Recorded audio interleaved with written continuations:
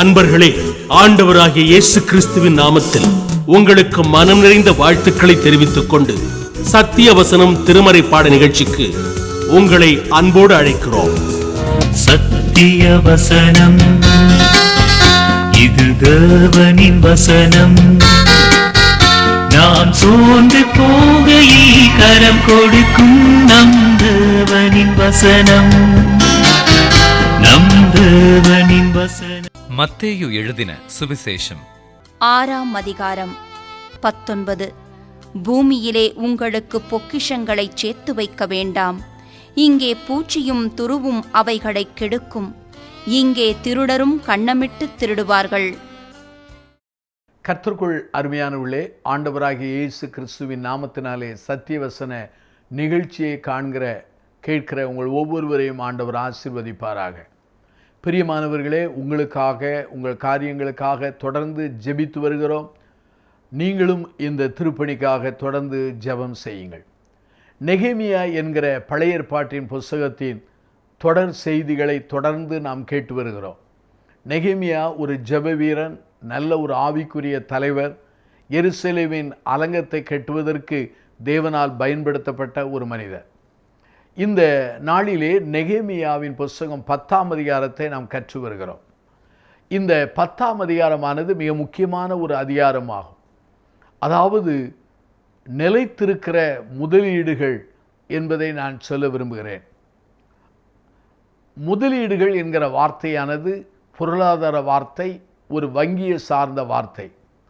ஆனால் நம்முடைய ஆன்மீகத்திலே நிலைத்திருக்கிற முதலீடு என்னவென்று சொன்னால், நாம் செய்கிற ஒரு தீர்மானங்கள் அல்லது பொருத்தனைகள் என்று சொல்லலாம். இந்த நெகேமியா 10ஆம் அதிகாரத்திலே இஸ்ரவேல் ஜனங்கள் 4 உறுதியான தீர்மானங்கள் அல்லது பொருத்தனைகளை பண்ணினார்கள் என்று சொல்லலாம். பொருத்தனைகள் என்று சொல்லலாம், தீர்மானங்கள் என்று சொல்லலாம். இங்கே நெகேமியாவின் புஸ்தகம் 10ஆம் அதிகாரம் 38 ஜனங்கள் இந்த தீர்மானம் செய்யும்படியாக அவர்கள் முயற்சித்ததை இந்த வேத வசனத்திலே வாசிக்க முடியுது. நெகேமியா 10ஆம் அதிகாரத்திலே நாம் 38 நாங்கள் திட்டம் பண்ணி கொண்டோம் என்கிற வார்த்தை வருகிறது. நெகேமியாவின் புஸ்தகம் 10ஆம் அதிகாரம் 1 - 27 வசனங்களை நீங்கள் எடுத்து வைத்துக் கொள்ளுங்கள். அங்கே தீர்மானங்கள் அல்லது பொருத்தநிலை குறித்து எண்ணாகமம் 30ஆம் அதிகாரம் 2வது வாக்கியத்திலும், அதே சமயத்திலே பிரசங்கின் புஸ்தகம் 5ஆம் அதிகாரம் 4லும், மத்தேயு 5ஆம் அதிகாரம் 33 - 37 வரை இதை வாசிக்க முடிகிறது. அநேகர் தீர்மானங்கள் பொருத்தனை செய்வார்கள், ஆனால் அதை உடைத்து விடுகிறார்கள். யாத்ராம 24 இதை பார்க்கிறோம். பேதுரு என்பவனும் தீர்மானம் செய்தான், ஆனால் அதிலே விழுந்து போனதை அவனுடைய வாழ்க்கையிலே காண்கிறோம். மார்க் நற்செய்தி நூல் 14ஆம் அதிகாரம் 27-9 வரை வாசித்து பாருங்கள். ஆனால் நாம் எடுக்கிற பொருத்தனைகள், தீர்மானங்கள் உண்மையாகவே ஏதாவது ஒன்றை குறித்து அது நம்மை ஃபோக்கஸ் பண்ண தூண்டுகிறது. அதாவது ஏதாவது ஒன்றை குறித்து நாம் நம்முடைய கவனத்தை, நம்முடைய வாழ்க்கையை குவிக்க நம்மை தூண்டுகிறது. இரண்டாவதாக, நாம் பண்ணுகிற தீர்மானங்கள், அங்கே பொருத்தனைகள் நாம் தேவன் மேல் வைத்திருக்கிற அன்பை அது வெளிப்படுத்துகிறது. உங்களுடைய வாழ்க்கையிலே, திருமண ஆராதனையிலே மணமகன் மணமகள் பண்ணுகிற அந்த வாக்குறுதிகள், தீர்மானங்கள், பொருத்தனைகள் அவர்கள் ஒருவருக்கொருவர் வைத்திருக்கிற அன்பை அது வெளிப்படுத்துகிறது. அதே போல தான் தேவனுடைய சன்னிதானத்திலே நாம் பண்ணுகிற தீர்மானங்கள், வாக்குறுதிகள் எல்லாம் உண்மையாகவே அந்த காரியங்களை, தேவன் மேல் வைத்திருக்கிற அன்பை வெளிப்படுத்துகிறது. நம்முடைய ஆண்டவராகிய இயேசுவானவர் கூட தன்னுடைய வாழ்க்கையிலே புதிய உடன்படிக்கையை அவர் உருவாக்கி அவர் தீர்மானித்ததை நாம் திருமறையிலே காண முடிகிறது. இந்த நெகேமியா 10ஆம் அதிகாரத்திலே இஸ்ரவேல் ஜனங்கள் 4 விதமான தீர்மானங்கள் அல்லது பொருத்தனைகள் அல்லது உறுதியை செய்தார்கள் என்பதை நான் சொல்ல விரும்புகிறேன். முதலாவது ஒரு காரியம், அவர்கள் தேவனுடைய வார்த்தைக்கு கீழ்ப்படிந்தார்கள். Submission to God's word. நெகேமியாவின் புஸ்தகம் 10ஆம் அதிகாரம் 29 பாருங்கள். அங்கே சகல நீதி நியாயங்களையும் கட்டளைகளையும் எல்லாம் கைக்கொண்டு அவைகள்படி செய்வோம் என்று அவர்கள் தீர்மானிக்கிறார்கள். அருமையானவர்களே, ஆண்டவருடைய வார்த்தைக்கு நாம் கீழ்ப்படிவோம் என்று தீர்மானித்தார்கள். கிறிஸ்துவ வாழ்க்கை என்பது மனம் போன போக்கிலே வாழ்கிற ஒரு வாழ்க்கை அல்ல, அல்லது நம்முடைய எண்ணத்தின்படி நம்முடைய உணர்வின்படி ஆசையின்படி செய்கிற வாழ்க்கை அல்ல. கிறிஸ்துவ வாழ்க்கையானது ஆண்டவருடைய வசனத்தின்படி வாழ்கிற வாழ்க்கை. மல்யுத்தம் செய்கிறவன் சட்டத்தின்படி யுத்தம் செய்ய வேண்டும். அதே போல வேத வசனத்தின்படி வாழ்வதற்காக நம்மை ஆண்டவர் அழைத்திருக்கிறார். இந்த அருமையான நெகேமியா 10ஆம் அதிகாரத்தில் 29 அவர்கள் வசனத்தின்படி வாழ அவர்கள் அர்ப்பணித்தார்கள். இந்த செய்தியை கேட்டு கண்டு கொண்டிருக்கிற சகோதர சகோதரிகளே, இதுவரையில் உங்கள் வாழ்க்கையில் எப்படியோ வாழ்ந்திருக்கலாம். ஆனால் வேத வசனத்தின்படி வாழ்வோம் என்று ஒரு தீர்மானம் செய்ய உங்களை ஆண்டவர் அன்போடு அழைக்கிறார். வில்லியம் பூத் என்கிறவர் சால்வேஷன் ஆர்மி என்கிற ஒரு சபையை, ஒரு அமைப்பை உருவாக்கினவர். அவர் சொல்லுகிறார், ஏழைகளை குறித்த கரிசனை அல்லது எளியவர்கள் மேல் உள்ள அந்த பாரம் எனக்கு எப்படி வந்தது என்று சொன்னால், ஆண்டவருடைய வசனத்தையும் இரட்சகராகிய இயேசுவினுடைய செயல்பாடுகளை திருமறையிலிருந்து புரிந்து கொண்டதின் அடிப்படையில் தான் எனக்கு ஏற்பட்டது என்று சொல்கிறார். அருமையானவர்களே, வேத வசனத்தின்படி நாம் வாழ வேண்டும். வேத வசனத்தின்படி ஊழியம் செய்ய வேண்டும். வேத வசனத்தின்படி நம்முடைய வாழ்க்கையை கட்டி எழுப்ப வேண்டும். ரெண்டாவதாக, இந்த இஸ்ரவேல் ஜனங்கள் செய்த ரெண்டாவது காரியம் என்ன? அவர்கள் செப்பரேஷன் ஃப்ரம் த வேர்ல்ட், உலகத்திலிருந்து தங்களை பிரித்து கொள்கிறார்கள். நெகேமியாவின் புஸ்தகம் 10ஆம் அதிகாரம் 28, 29 பாருங்கள். இவர்கள் அந்நிய மக்களிடத்திலிருந்து தங்களை பிரித்து கொள்ள அவர்கள் தீர்மானிக்கிறார்கள். அநேக சமயங்களிலே ராங் ரிலேஷன்ஷிப்ஸ், தவறான உறவுகள் நம்முடைய நடவடிக்கைகளை, நம்முடைய குணநலனை, நம்முடைய பண்புகளையே அது குலைத்து விடுகிறது என்று சொன்னால் மிகையாகாது.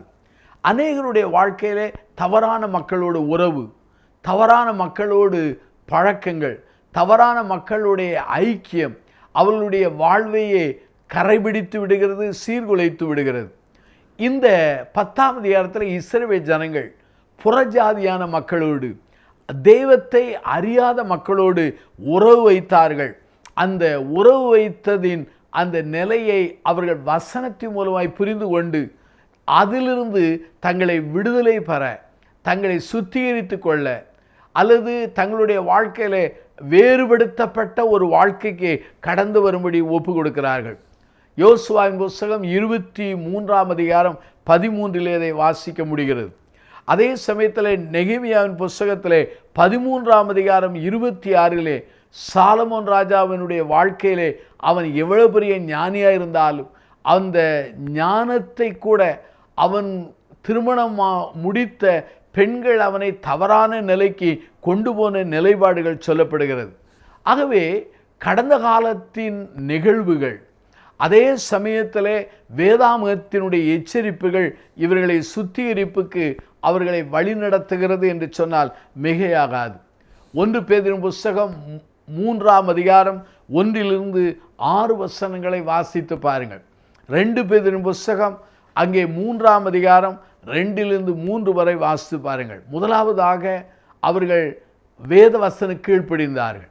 இரண்டாவதாக வேறுபடுத்தப்பட்ட ஒரு வாழ்க்கைக்கு நேராக தங்களை ஒப்பு கொடுக்க அவர்கள் தீர்மானித்தார்கள். மூன்றாவதாக தேவனுடைய ஜனங்கள் அவர்கள் ஓய்வு நாளை ஆசரிக்க அவர்கள் அர்ப்பணிக்க அவர்கள் முடிவெடுத்து தீர்மானிக்கிறார்கள்.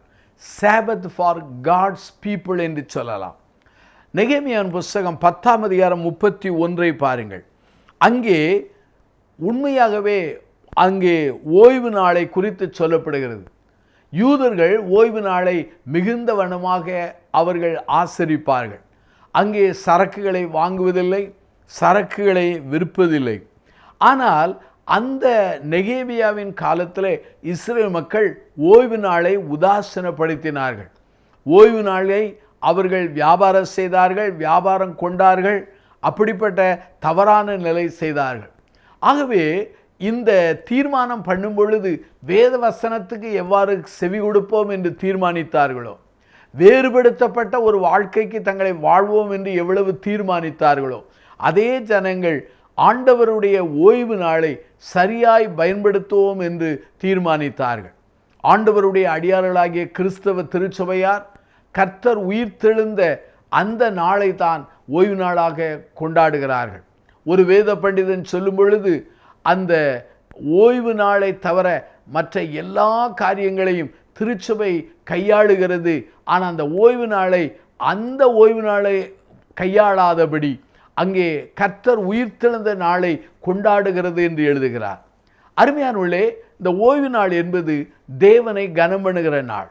இந்த ஓய்வு நாள் என்பது நமக்கு ஓய்வு கொடுக்கிற இளைப்பாறுகிற நாள். அதாவது யாத்ராமை 20:11 சொல்கிறது. இந்த ஓய்வு நாள் என்பது உண்மையாகவே மற்றவர்களுக்கு உதவி செய்து மற்றவர்களை ஆசீர்வதிக்கிற ஒரு நாளாகும். இந்த ஓய்வு நாளை கையாளுவது, அதாவது உண்மையாய் சொல்ல வேண்டும் என்றால் சைலண்ட் விட்னஸ் ஆஃப் காட். ஓய்வு நாளை ஒருவன் கையாளும் பொழுது, ஓய்வு நாளை தேவனுக்கு பிரியமான முறையிலே செலவழிக்கும் போது, ஓய்வு நாளிலே சபைக்கு சென்று கர்த்தரை மகிமைப்படுத்தி ஆராதிப்பது, ஓய்வு நாளிலே கர்த்தருடைய திருப்பணியை செய்வது, இது எதை காண்பிக்கிறது என்றால் தேவன் உயிரோடு இருக்கிறார் என்பதற்குரிய ஒரு மௌனமான ஒரு சாட்சியாக விளங்குகிறது.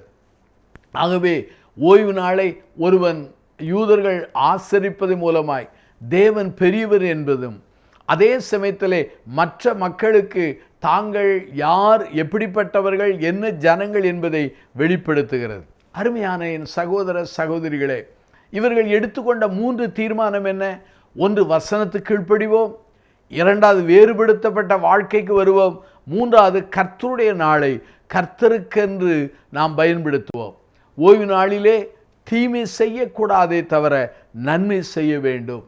ஓய்வு நாளுக்கு ஆண்டவர் ராஜாவாக ஆண்டவராயிருக்கிறார். 4, இந்த ஜனங்கள் பண்ணின இன்னொரு தீர்மானம் என்ன? அதை நான் சொல்ல விரும்புகிறேன். Support for God's work. வானமும் பூமியும் அதன் நிறைவும் கர்த்தருடையது. எல்லாம் அவருடைய கையிலிருந்து வந்தது. அவர் கையிலிருந்து வாங்கி அவருக்கே திரும்ப கொடுக்கிறோம் என்று சங்கீதக்காரன் சொல்லுகிறான் அல்லவா? அதே போலத்தான் நம்முடைய வாழ்க்கையிலே ஆண்டவர் கரத்திலிருந்து நாம் பெற்றுக்கொண்டோம். இருந்த போதிலும் கூட ஆண்டவருடைய பணிக்கு நாம் உதவி செய்ய அழைக்கப்படுகிறோம். நெகேமியாவின் புஸ்தகம் 10ஆம் அதிகாரத்தை பாருங்கள். 32வது வாக்கியம் 33 வாசித்து பாருங்கள். மேலும் நாங்கள் எங்கள் தேவனுடைய ஆலயத்தின் ஆராதனைக்காக சமூகத்து அப்பங்களும் நித்திய போதன பலிக்கும் ஓய்வு நாட்களிலும் மாத பிறப்புகளிலும் செலுத்தும் நித்திய சர்வாங்க தகன பலிக்கும் பண்டிகைகளுக்கும் பிரதிஷ்டையான பொருள்களுக்கும் இஸ்ரவேலின்காக பாவ நிவர்த்தி உண்டாக்கும் பலிகளுக்காக எங்கள் தேவனுடைய ஆலயத்தின் சகல வேலைக்கும் வருஷந்தோறும் நாங்கள் சேக்கலில் 1/3 கொடுப்போம் என்று கடனை எங்கள் மேல் ஏற்றுக்கொண்டோம். ஆகவே நெகேமியாவின் புஸ்தகம் 10ஆம் அதிகாரம் 32, 33 சொல்கிறது, தேவனுடைய பணிக்காக கொடுப்போம் என்று ஒரு தீர்மானம் செய்தார்கள், பொருத்தனை செய்தார்கள், உறுதி எடுத்தார்கள். ஆங்கிலத்தில் சொல்ல வேண்டுமென்றால் சப்போர்ட் ஃபார் காட்ஸ் ஒர்க் என்று சொல்லலாம். ஆண்டவருக்கென்று கொடுக்கிறது ஆண்டவரை கனம் பண்ணுதலுக்கு சமானம். அருமையானுள்ளே, இஸ்ரவேல் ஜனங்கள் 12 கோத்திரத்திலே 11 கோத்திரங்கள் தங்கள் பணியை செய்தார்கள். ஒரு கோத்திரம் ஆண்டவருக்காக வேலை செய்தார்கள். மற்ற கோத்திரங்கள் எல்லாம் அந்த லேவி கோத்திரத்திற்காக அவர்கள் உதவி செய்தார்கள். இஸ்ரவேலிலே ஒரே ஒரு தேவாலயம், எருசலேமின் தேவாலயம். ஆகவே தேவாலயத்திலே ஆசாரியர்கள், லேவியர்கள், பாடகர் குழுவினர் இருந்தார்கள். ஆகவே ஆலயத்தினுடைய பணிமுட்டுகளுக்காக, ஆலயத்தின் பலிகளுக்காக, ஆலயத்தினுடைய செலவினங்களுக்காக இஸ்ரவேல் ஜனங்கள் சேக்கலிலே 3/1 கொடுக்க அவர்கள் ஒவ்வொருவரும் தீர்மானம் செய்தார்கள். அருமையானுள்ளே, ஆண்டவர் தான் எல்லாவற்றையும் தருகிறார். அவருக்கு கொடுப்பது அவரை கனம் பண்ணுவதற்கு சமம். அருமையானுள்ளே, நெகேமியாவின் புஸ்தகம் 10ஆம் அதிகாரம் அங்கே 35 நீங்கள் வாசிப்பீர்கள். ஆனால் 35 நான் வாசிக்கிறேன். நாங்கள் வருஷந்தோறும் எங்கள் தேவனுடைய ஆலயத்துக்கு எங்கள் தேசத்தின் முதற் பலனையும் சகலவிதமான விருட்சங்களின் எல்லா முதற்கனிகளை கொண்டு வருவோம். இந்த நெகேமியா 10ஆம் அதிகாரம் 32, 35 எதை சொல்கிறது? Responsible giving. அதாவது நம்முடைய வாழ்க்கையிலே கடமைக்குரிய ஒரு கொடுக்குதல், நம்முடைய வாழ்க்கையில் அது நம்முடைய கடமை என்பதை சொல்லப்படுகிறது. நெகேமியாவின் புஸ்தகம் 10ஆம் அதிகாரம் 32 சொன்னால் அது உண்மையாகவே கீழ்ப்படுகிற ஒரு கொடுக்கிற காரியம். நெகேமியாவின் புஸ்தகம் 10ஆம் அதிகாரம் 32, 34, 35, 1 கொரிந்தியர் 16:2 வாசித்தால் நாம் கொடுக்கிற அந்த காரியங்கள் சிஸ்டமேட்டிக் கிவிங், அதாவது ஒழுங்கு கரவுமாய் கொடுக்கிற ஒரு காரியமாய் சொல்லப்படுகிறது. லேவியராம் புஸ்தகம் 5ஆம் அதிகாரம் 11 பாருங்கள். ஆகவே தங்களுடைய தகுதிக்கு ஏற்றதாக கொடுக்க வேண்டும். இன்னும் சொல்ல வேண்டும் என்றால் மகதோனியா நாட்டு சபையினர் அவர்கள் தங்கள் திராணிக்கு மிஞ்சி அவர்கள் கொடுத்தார்கள் என்று வேதவசனம் மிக தெளிவாக சொல்கிறது. C.S. லூயிஸ் என்கிற ஒரு பக்தன் இப்படி சொல்கிறார், தியாகமாய் கொடுக்கிற ஒரு கொடுத்தல் என்னவென்றால் அதை குறித்து அவர் விளக்கி சொல்கிறார். என்ன சொல்கிறார் என்றால், ஒருவன் தான் சேமிக்கிறதை காட்டிலும் அதிகமாய் கொடுக்கிறதுக்கு பேர் தான் உண்மையாகவே அது தியாகத்தின் கொடுத்தல் என்று சொல்கிறார். நானும் நீங்களும் சேமிப்பதற்கு மிஞ்சி ஆண்டவர் கொடுக்கிறோமா? இல்லவே இல்லை. எந்த ஒரு மனிதரும் கொடுப்பதில்லை. ஆனால் மகதோனியா நாட்டு சபையினர் தங்களுடைய தேவைக்கு மிஞ்சி கொடுத்தார்கள். C.S. லூயிஸ் என்கிற பக்தன் சொல்கிற ஒரு காரியம் அதுதான். ஆகவே ஒரு மனிதன் தான் சேமிக்கிறதற்கு மேலாக அதிகமாய் கொடுக்க அழைக்கப்படுகிறோம். நெகேமியாவின் புஸ்தகம் 10ஆம் அதிகாரம் 36 பாருங்கள். அங்கே வேதவசனம் மிக அழகாக சொல்கிற ஒரு காரியம். அங்கே 36வது வாக்கியம் சொல்கிறது, அங்கே தேவனுடைய வார்த்தையின்படி எங்கள் குமாரரில் முதற் பேறுகளையும் எங்கள் ஆடு மாடுகளில் மிருகஜீவனை தலையீற்றுகளையும் எங்கள் தேவனுடைய ஆலயத்திற்கும் எங்கள் தேவனுடைய ஆலயத்தில் ஊழியம் செய்கிற ஆசாரியிடத்தில் கொண்டு வருகிறோம். இது உண்மையாகவே முதல் தரத்தை கொடுக்கிறது ஒரு மகிமையான காரியம். நெகேமியாவின் புஸ்தகம் 10ஆம் அதிகாரம் 37 இப்படி சொல்கிறது, நாங்கள் எங்கள் பிசைந்த மாவிலே அங்கு என்று சொல்லப்படுகிறது. ஆகவே எவைகளை கொடுக்க வேண்டும் என்று அங்கு தீர்மானிக்கப்பட்டிருக்கிறதோ அதை கொடுக்க அழைக்கப்படுகிறோம். அருமையானுள்ளே, ஆண்டவருக்கு என்று கொடுக்கும் பொழுது முறுமுறுப்பு இல்லாமல் சந்தோஷமாய் கொடுக்க வேண்டும். அநேகர் கொடுக்கிறதை ராங் மோட்டிவோடு, கொடுத்தால் தேவன் ஆசீர்வதிப்பார் என்று சொல்லி அநேகர் அந்த தவறான எண்ணத்தோடு கொடுக்கிறதை நாம் அறிந்திருக்கிறோம். சிலர் ஆண்டவருக்கென்று கொடுக்கிறார்கள், மீதமானதெல்லாம் தன் மனப்போன போக்கிலே அவர்கள் அதை செலவழித்து விடுகிறார்கள். அது ஒரு தவறான ஒரு காரியமாகும். ஆண்டவருக்கென்று கொடுப்பது கட்டளையாகும். ஆண்டவருக்கென்று கொடுப்பது அது நம்முடைய வாழ்க்கையிலே கடமையாகும். ஆண்டவருக்கென்று கொடுக்கிறது தேவன் கொடுத்த கிருபையாகும். ஆண்டவருக்கென்று கொடுத்து கெட்டுப்போனவர்கள் யாருமே இல்லை. ஆகவேதான் இங்கே 4 தீர்மானங்களை இவர்கள் பண்ணினார்கள். 1, வசனத்துக்கு கீழ்ப்படிவோம். 2வது, வேறுபடுத்தப்பட்ட வாழ்க்கைக்கு கடந்து வருவோம். 3வதாக, எங்களுடைய வாழ்க்கையிலே சொல்ல வேண்டும் என்றால் கர்த்தருடைய நாளை சரியாய் ஆசரிப்போம். 4வதாக, கர்த்தருடைய பணிக்காக கொடுப்போம் என்று 4 தீர்மானம் செய்தார்கள். இந்த 4 தீர்மானங்கள் தான் நித்தியத்துக்குரிய சரியான நிலைத்திருக்கிற முதலீடுகளாகும். அருமையானவர்களே, இந்த செய்தியை கேட்டு கண்டு கொண்டிருக்கிற சகோதர சகோதரிகளே, வசனத்துக்கு கீழ்ப்படுகிறீர்களா? வேறுபடுத்தப்பட்ட பரிசுத்த வாழ்க்கைக்கு கடந்து வருகிறீர்களா? உங்கள் வாழ்க்கையிலே கர்த்தருடைய நாளை கர்த்தருக்கென்று ஆசரிக்கிறீர்களா? 4வதாக, கர்த்தருக்காக கர்த்தருடைய திருப்பணி இந்த உலகிலே பரவி அது வளர்ச்சி அடைந்து அது மகிமையாக ஆத்துமாக்களை கொண்டு வருவதற்காக உங்களுடைய உதவியை தந்திருக்கிறீர்களா? தீர்மானம் செய்யுங்கள், ஆண்டவர் ஆசீர்வதிப்பார். பிரார்த்தனை செய்வோமா? அன்பின் பிதாவே, இந்த நிலைத்திருக்கிற முதலீடுகளாகிய இந்த 4 தீர்மானங்களுக்காக நாங்கள் நன்றி சொல்கிறோம். நெகேமியாவின் 10ஆம் அதிகாரத்திலே இந்த ஜனங்கள் சரியாய் தீர்மானம் செய்தார்கள், திட்டம் பண்ணினார்கள், உறுதி பண்ணினார்கள் என்பதை நாங்கள் அறிந்து கொண்டோம். நாங்கள் எடுக்கிற தவறான தீர்மானங்கள் தவறான நிலைக்கு கொண்டு போய் விடுகிறது. ஆனால் நெகேமியா 10ஆம் அதிகாரத்தில் உள்ள நல்ல தீர்மானங்கள் தேவனுக்கு மகிமையும் கனத்தையும் எங்கள் வாழ்க்கையிலே ஒரு புதுப்பித்தலையும் நிலைத்திருக்கிற தன்மையை கொண்டு வருகிறதற்காக நாங்கள் நன்றி சொல்கிறோம். இந்த செய்தியை கேட்டுக்கொண்டு தீர்மானிக்கிறவர்களை ஆசீர்வதியும். இயேசுவின் நாமத்தில் ஜெபிக்கிறோம் ஜீவனுள்ள பிதாவே, ஆமென்.